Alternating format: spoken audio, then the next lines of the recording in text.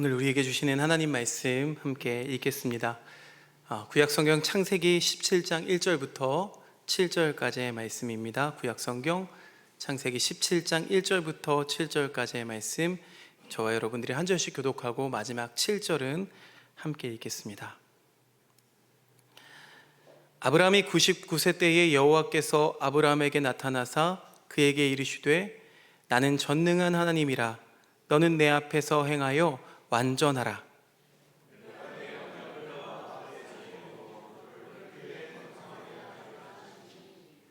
아브라함이 엎드렸더니 하나님이 또 그에게 말씀하여 이르시되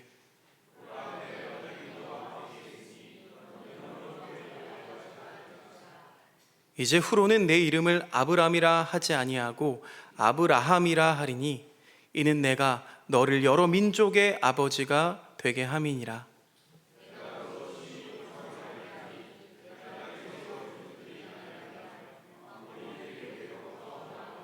7절 함께 읽겠습니다. 내가 내 언약을 나와 너 및 내 대대 후손 사이에 세워서 영원한 언약을 삼고 너와 내 후손의 하나님이 되리라. 아멘. 오늘 앞서서 기도하셨던 것처럼 나라와 민족을 위해서 기도하는 마음으로 보내고 있는 요즘이죠. 어제는 3.1절이었습니다. 우리 3.1 정신의 기치를 가지고 우리 조상들이 가셨던 길을 따라 걷고 있는 이 대한민국의 걸음 가운데 하나님이 긍휼히 여기심, 함께하기를 간절히 소망합니다. 앞서가신 주님을 바라보면서 여러분도 지난 한 주간도 믿음의 걸음을 걸어내셨는 줄로 믿습니다. 그런 여러분들을 또 축복합니다. 모든 것으로 채워주시는 주님의 은총이 이 시간 여러분에게 가득하시기를 빕니다. 여러분, 사랑해 보신 기억이 있으신가요? 너무나 우문인가요? 그러면 조금 질문을 구체적으로 바꿔보겠습니다. 일방적으로 사랑해 보신 기억이 있으신가요? 네, 자녀를 키워보신 우리 어른들은 충분히 경험해 보셨겠죠. 간헐적으로 자녀들 역시 내가 부모님 사랑합니다 라는 것을 깨닫게 해주기도 합니다만 부모의 사랑은 주로 일방적일 때가 많습니다. 입력은 센데 출력은 약하죠. 비효율적입니다. 우리를 향한 주님의 사랑이 그렇습니다. 주님의 사랑은 참 일방적입니다. 오늘도 자비하신 하나님께서 언제나 먼저 우리에게 찾아오시기 때문이죠. 먼저 찾아오셔서 일방적이고 자유로운 구원의 언약을 베푸시는 분이 우리 하나님이십니다. 오늘 우리에게 주신 말씀을 통해서 우리는 다시 이 구원하시는 하나님을 만나게 됩니다. 그런데 구원하시는 대상을 보니까요, 세상 전체가 아닙니다. 한 사람과 한 사람의 운명과 그 삶을 건져내고 계십니다. 그 한 사람은 누구인가요? 우리가 믿음의 조상이라고 부르는 아브라함입니다. 17장 2절 말씀 세번역 성경으로 같이 읽어보겠습니다. 시작. 나와 너 사이에 내가 몸소 언약을 세워서 너를 크게 번성하게 하겠다. 하나님이 모처럼 아브라함을 찾아오셨는데 하나님은 오늘도 일방적이십니다. 2절보다 앞선 1절에 내 앞에서 행하여 완전하라 라는 말씀이 있기는 하지만 그를 번성하게 하겠다, 이 아브라함을 번성하게 하겠다라는 언약은요, 일전에 이미 있었습니다.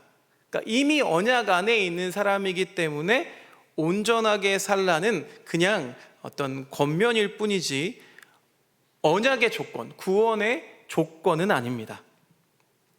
자, 오늘 말씀에서도 확인시켜주고 계시는 이 언약은 하란 땅에 살고 있던 이 아브라함을 처음 초대하면서 이미 약속하셨던 말씀입니다.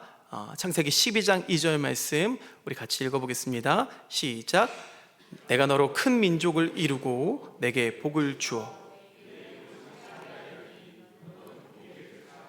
아멘. 자, 처음 부르셨을 때도 여러분 조건이 있었나요? 조건이 따로 없습니다.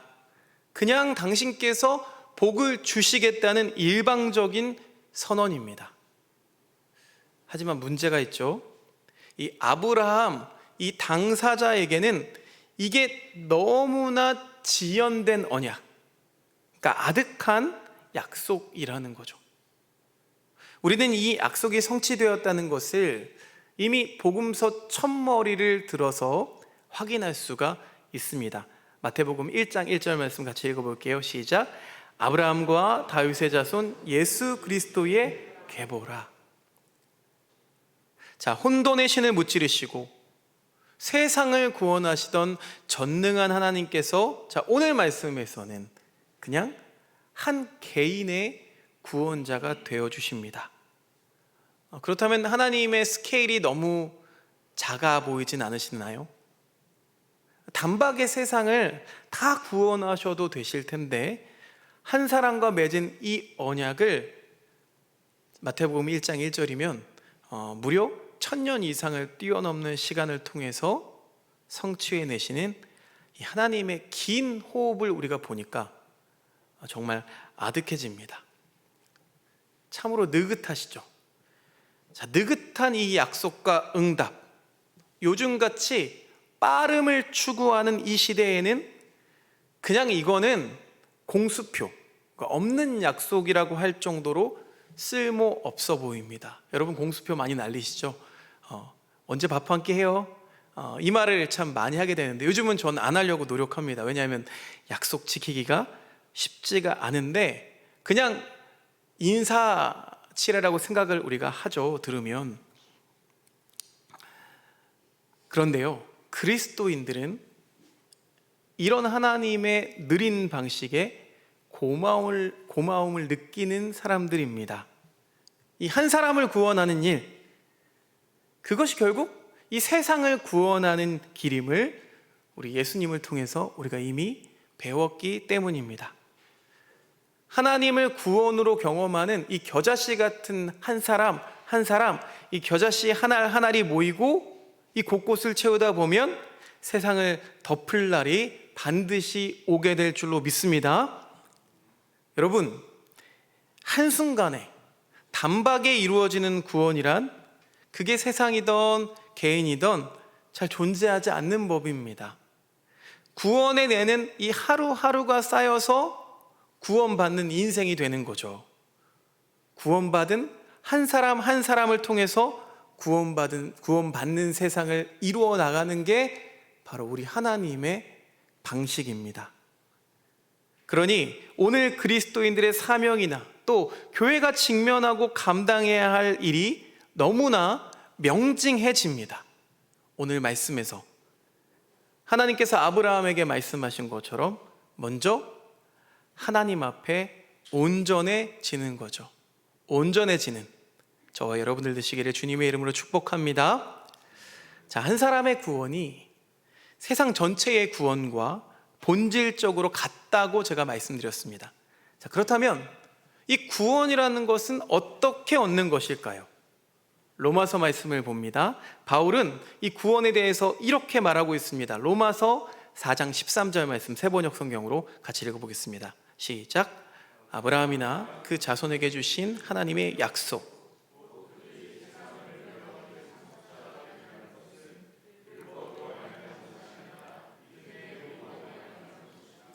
아멘.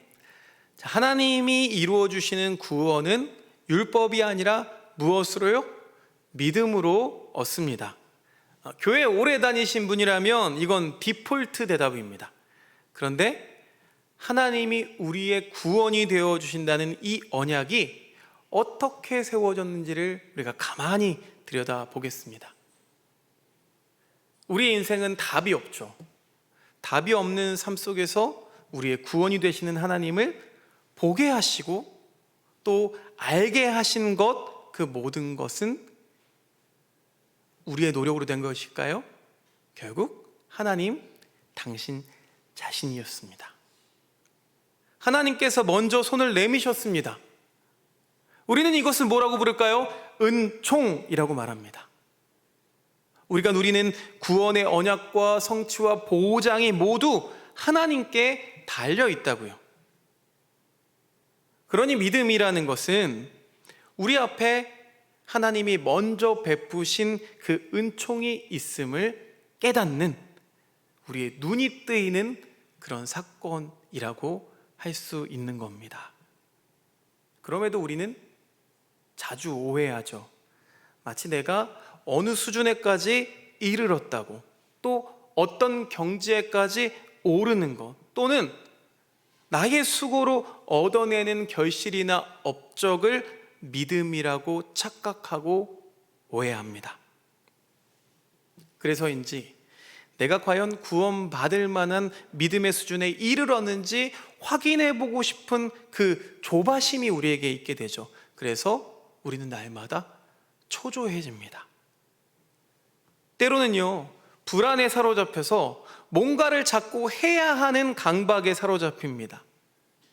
자유와 해방, 기쁨의 이유가 되는 게 구원인데 오히려 불안과 두려움으로 오작동되고 있는 거죠. 여러분, 이렇게 우리의 마음이 조바심이 나고 뭔가 강박에 사로잡혔다면 뭔가 크게 잘못된 겁니다. 자, 예를 들어 볼게요. 지나가던 사람이 물에 빠진 사람을 발견했습니다. 옆에 있는 밧줄을 던져서 그 사람을 건져냈어요. 물에서 건져진 사람이 옷을 말리고는 두말 없이 자기 길을 가려고 합니다. 물론 건져낸 사람 입장에서는 내가 뭔가 덕을 보려고 했던 행동은 아닌데요, 그래도 인사 한마디 없이 그냥 돌아서는 그 모습이 불쾌하죠. 그래서 그 모습을 나무랐습니다. 어찌 당신은 내가 이렇게 당신을 구원해 주었는데도 불구하고 고맙다는 인사 한마디도 없습니까? 그런데 상대가 도리어 마뜩찮은 표정을 보이는 거예요. 그의 논리는 이렇습니다. 당신이 던진 밧줄을 내가 잡았으니까, 그 밧줄을 잡지 않았으면 당신이 한 행동은 아무런 소용도 없을 거니까 딱히 당신에게 은혜를 입었다고 말할 수가 없다는 거예요. 그렇게 말하고는 휙 돌아서서 가버렸습니다.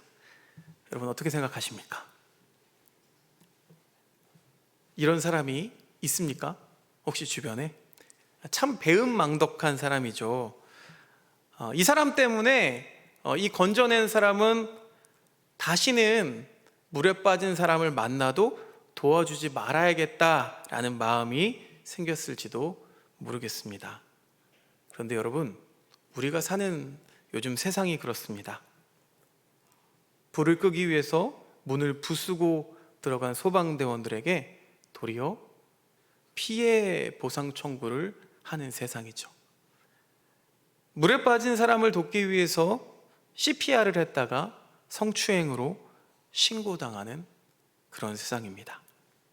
그러니 이 세상에서 아무렇게나 선을 행하다가는 어찌 될 줄 모르는 그런 세상을 우리가 살아가고 있죠. 그런 세상을 살아가는 우리들에게 율법이 아닌 믿음으로 상속자가 된다는 이 바울의 말, 이 말을 통해서 다시 한번 배웁니다. 우리는 믿음이 율법과는 상반되는 것이라는 것을 깨닫게 됩니다. 그러면 율법이란 무엇을 뜻하는 걸까요? 자신이 쌓은 어떤 행위나 업적, 자기 구원이 곧 율법이죠. 반대로 믿음이란 것은 무엇입니까? 자신의 무능과 무력을 깨닫고 이 구원이 절대적인 하나님의 은총 사건임을 깨닫고 인정하는 겁니다. 내가 붙잡아서 잡은 게 아니라 당신이 나에게 은총을 베풀었기 때문에 내가 건짐받을 수 있었습니다 라고 말할 수 있어야 된다는 거죠. 자, 이렇게 생각해 보면서 다시 한번 답해 볼까요? 여러분, 구원 사건에서 핵심은 무엇인가요? 우리가 믿는 걸까요? 아니면 하나님의 은총일까요? 대답하실 수 있으시겠죠? 구원의 보장은 절대적으로 하나님의 은총에 달려있음을 믿고 고백하는 저와 여러분들 되시기를 바랍니다. 믿음이라는 것은 바로 이 고백으로부터 시작되는 겁니다. 이 아브라함이라는 이 한 사람이 모든 인류를 향한 구원의 복 자체가 될 수 있었던 건 그의 믿음에 하나님께서 응답해 주신 까닭입니다. 믿음이라는 것은 무언가를 얻고 이루려는 마음이 아닙니다. 믿음은 언제나 하나님이 구원자이심을 드러낼 뿐입니다. 물론 하나님을 향한 우리의 믿음은 덧없이 무너지곤 합니다. 믿음을 통해서 하나님께서 응답하시는 그 삶을 살아내는 게 참 어렵습니다. 자, 로마서에도 아브라함에 대해서 이야기하는데요. 로마서 4장 19절 말씀 같이 읽어보겠습니다. 시작. 그가 100세나 되어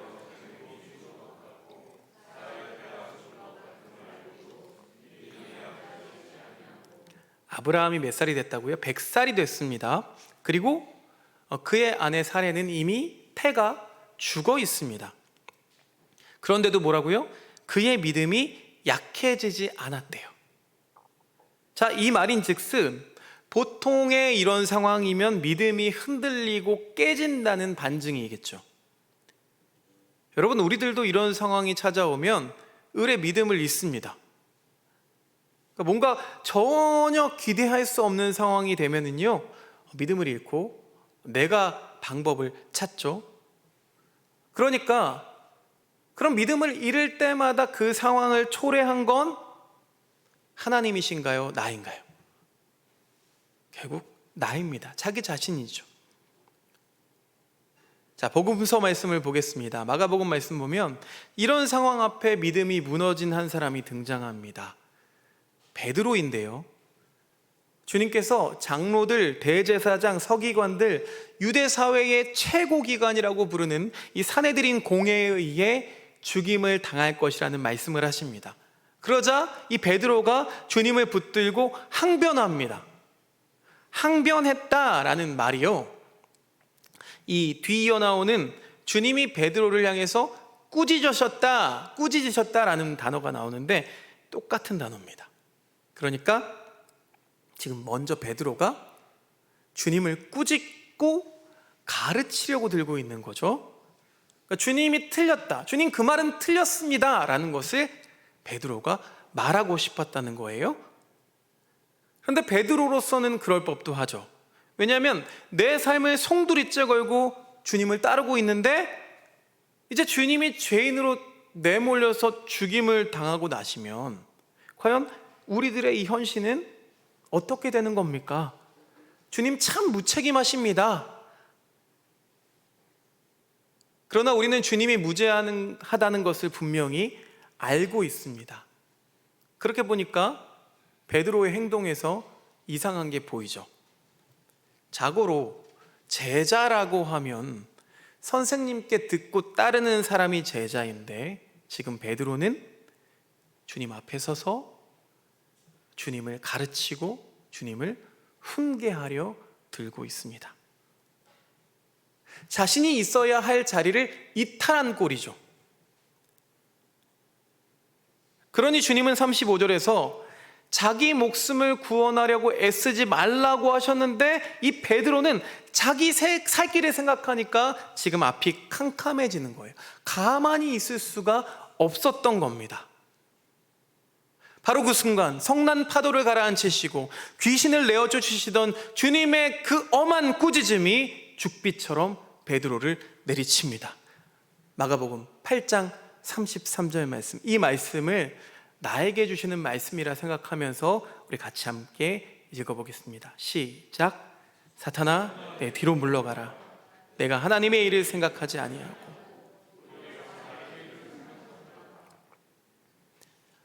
여러분, 이 말씀을 읽으시는데 어떤 마음이 드십니까? 정신이 번쩍 들죠. 아무리 그렇다고 해도 제자한테 사탄아 이렇게 말하시는 건 좀 지나쳐 보이기도 합니다. 베드로가 얼마나 민망했을까요? 하지만 우리 주님은 이윽고 말씀하시면서 이 사랑하는 제자를 세우고 싶은 주님의 마음을 보여주십니다. 여러분, 사탄이 누구입니까? 거짓의 아비입니다. 계시록 12장 1절 말씀에 보면 하나님 앞에서 당신의 자녀들을 참소하는 이가 바로 사탄입니다. 그러니까 범죄하고 잘못된 것을 고발하는 역할을 이 사탄이 합니다. 그럼 베드로의 이 잘못이 무엇일까요? 그러니까 주님 말씀이 주님이 택하신 길이 틀렸다고, 아니 그럴 리가 없다고, 그런 길이 과연 우리에게 무슨 소용이 있겠습니까? 라고 고발하는 역할, 이 사탄의 역할을 지금 베드로가 하고 있었다는 거예요. 자, 이렇게 보니까 이제야 그동안 내 안에서 이 믿음 없음의 말들을 가르치고 쏟아내면서 주님을 참소했던 이가 누구인지 그 정체가 낱낱이 드러납니다. 그러나 주님은 이 사탄의 역할을 하고 있는 베드로를 나에게서 물러가라 내쫓지 않으십니다. 도리어 그의 자리를 교정해 주십니다. 베드로, 네가 있어야 할 자리 바로 나의 뒤야, 주님의 뒤라고 그에게 알려주십니다. 그는 늘 주님 뒤에 있어야 하는 사람이었습니다. 제자의 자리는 여러분, 앞서는 자리가 아닙니다. 우리에게 길이 되어주시는 주님, 당신을 길 삼아서 나아가라는 그 주님의 초대에 응답하고 반응하는 자리여야 합니다. 여러분, 구원은 전적으로 하나님께서 하시는 일입니다. 사람이 할 일은 그저 그 말씀에 순종하고 그 주님의 뒤를 뒤따르는 것뿐입니다. 사탄아, 내 뒤로 물러가라 라는 주님의 말씀이 베드로에게, 베드로야 이제야말로 내 참 제자가 되어달라 라는 간절하지만 따뜻한 부르심으로 들리는 이유입니다. 사랑하는 여러분, 주님을 따르는 이들만이 주님 뒤편에 설 수 있습니다. 주님의 제자는 바로 그런 사람들입니다. 그럼에도 때로는 주님이 틀렸다는 생각 때문에 어느 순간 우리들도 이 베드로처럼 주님 뒤편 자리를 지켜내지를 못합니다. 마가복음 8장 38절 상반절 말씀 같이 읽어볼까요? 시작. 누구든지 음란하고 죄 많은 세대. 여러분, 요즘 세상을 살아가면서 이런 마음이 들지 않으십니까? 주님과 주님 말을 부끄러워하고 계시지는 않으십니까? 그러니 이 마음이 문제입니다. 자꾸 주님 앞에 서려고 하는 이 뿌리 깊은 자아가 문제입니다. 세상을 돌아보니까요, 아무리 봐도 주님은 틀린 것 같아요. 아무리 생각해봐도 그건 아닌 것 같아요. 내 생각이 틀림없습니다. 이게 맞아요 라고 여기는 마음이 바로 이런 마음이죠. 그러니 여러분, 믿음은, 그리고 믿음을 지킨다는 건 주님 말씀 앞에서 이런 자아를 죽이기 위해서 나를 부인해야 하는 이 치열한 투쟁의 자리일 수밖에는 없습니다. 주님이 옳다고 인정하고 삶으로 살아내기 위해서 내가 그 길을 따르려면 영원한 언약으로 초대하시는 그 주님께 응답하고 반응하기 위해서 자기 자신을 부인하는 것 외에는 다른 길이 없기 때문입니다. 매 순간 세상 한복판에서 내가 아니라 주님이 옳습니다 라는 것을 인정하는 겁니다. 제자와 군중은 다릅니다. 달면 삼키고 쓰면 뱉어버리는 군중이 아니라 주님의 뒤를 따르는 제자가 되어야 합니다. 생명의 길로 부르시는 그 주님의 초대에 우리의 모든 것을 포기하고 자기를 부인하며 주님을 뒤따르는 응답으로 살아가는 이가 바로 제자입니다. 오늘 말씀에서 주님은 아브라함을 제자로 부르십니다. 아브라함을 찾으신 하나님은 이렇게 말씀하시죠. 17장 1절 하반절 말씀 같이 읽어보겠습니다. 시작. 나는 전능한 하나님이라 너는 내 앞에서 행하여 완전하라. 완전하라 라는 말이 크게 들어오지만 저는 행하라 라는 히브리어를 찾아봤습니다. 히트할레크라는 말인데요, 그 의미가 아주 인상 깊습니다. 어떻게 행하냐면 바쁨과 조급함에서 벗어나 여유를 갖고 걷는 산책이라는 뜻을 가지고 있습니다. 이렇게 생각하니까 이 표현이 아주 푸근하고 설레는 표현이죠. 주님과 함께라면 척박하고 사나운 인생의 길도 그냥 산책을 나서고 소풍을 떠나듯 느긋함으로 걷는 유쾌한 길이 될 수가 있는 겁니다. 여러분, 이렇게 걸으면 좋겠는데 마음은 그렇지가 않죠. 자꾸 조바심이 나고 자꾸 조급해지고 빨리 열매를 맛봤으면 좋겠는 그런 마음이 목사에게도 있습니다. 오후 찬양 예배, 오후 순서들을 막 준비하면서 더 많은 교우들이 함께 모여서 함께 하나님을 찬양하고 예배했으면 좋겠는데 마음처럼 되지 않을 때, 그때는 현실 자각 타임이라고 하죠. 그리고 어떻게 해야 될까? 내가 어떻게 해야 될까라는 마음이 제 마음을 사로잡습니다. 여유 있게 걷는 산책을 걷지를 못해요. 이렇게 맘 편히 출발한 소풍길이라고 해도 여전히 우리 안에는 벼락이 내리치고 천둥이 울릴지도 모른다는 이 두려움이 여전합니다. 그때 기억했으면 좋겠습니다. 내 뒤로 물러서라. 내 뒤로 물러서라 라는 이 주님의 말씀. 그래서 우리에게 그 말씀을 기억하며 참된 위로가 될 줄로 믿습니다. 우리는 내일을 염려하지 않고 그분을 따르기만 하면 됩니다. 저 뒤로 가! 이게 아니죠. 너 내 뒤에 있어. 내가 지켜줄게. 내가 안내해 줄게. 그렇게 앞서 걸어가 주시기 위해서 이제는 나의 뒤로 물러서 있으라 라는 그 주님의 음성을 듣고 삶의 앞을 여러분 주님께 내어드리십시오.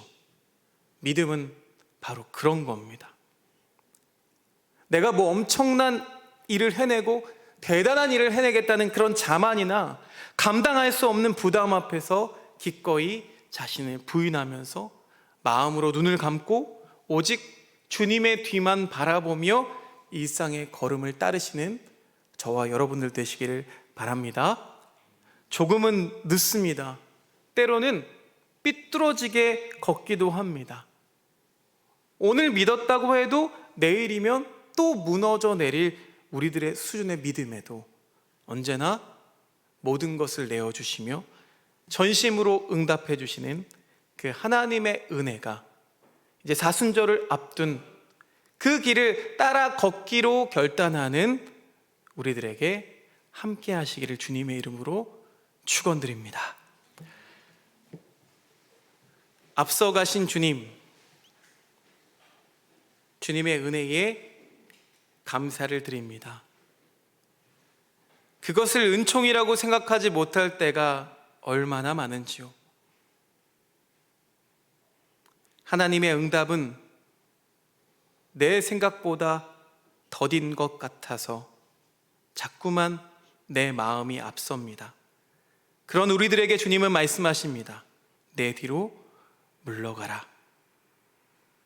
그 주님의 음성이 따뜻하게 부드럽게 들리게 하여 주시옵소서.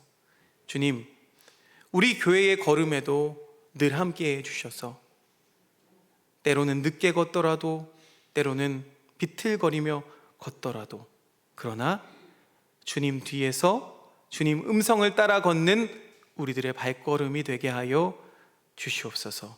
예수 그리스도의 이름으로 기도드리옵나이다. 아멘.